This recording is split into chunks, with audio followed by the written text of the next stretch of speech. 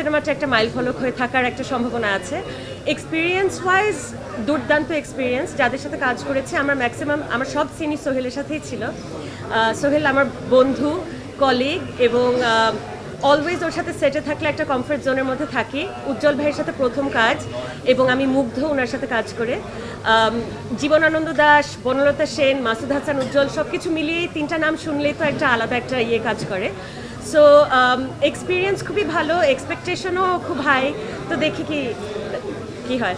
আমি পার্সোনালি তেমন একটা ভিন্নতা পাইনি, যদিও প্রোডাকশনের ভিন্নতা থাকে, অবশ্যই বাজেটের ভিন্নতা থাকে, ইউনিটের ভিন্নতা থাকে, কিন্তু আমি একজন অভিনয় শিল্পী হিসেবে আমি নাটকে যেভাবে আমি নিজেকে তৈরি করি, সিনেমার জন্য সেভাবে তৈরি করি।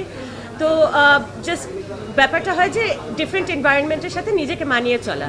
কিন্তু এক্সপিরিয়েন্স ওয়াইজ আমি যদি ব্যক্তিগত জায়গা থেকে দেখি, অভিনয় শিল্পী হিসেবে আমার নাটক হোক সিনেমা হোক আমার জন্য একই রকম একটা থাকে, চেষ্টা থাকে। প্রেশার ফিল করি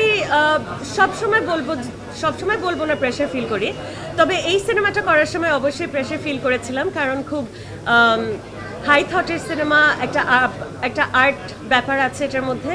তো দর্শক আসলে কতটা আমাকে গ্রহণ করবে এই জিনিসটা সবসময় ব্যাক অফ দ্য মাইন্ডে ছিল। তবে আমি এতটুকু বলতে পারি যে উজ্জ্বল ভাই এতটা সাপোর্ট দিয়েছেন প্রত্যেকটা মানুষকে তার ক্যারেক্টারে ঢোকার জন্য, তো ওখান থেকে অনেকটা কনফিডেন্স এসেছিল। সো এখন শুধু বাকি স্ক্রিনে দেখা যে কেমন হয়েছে আসলে।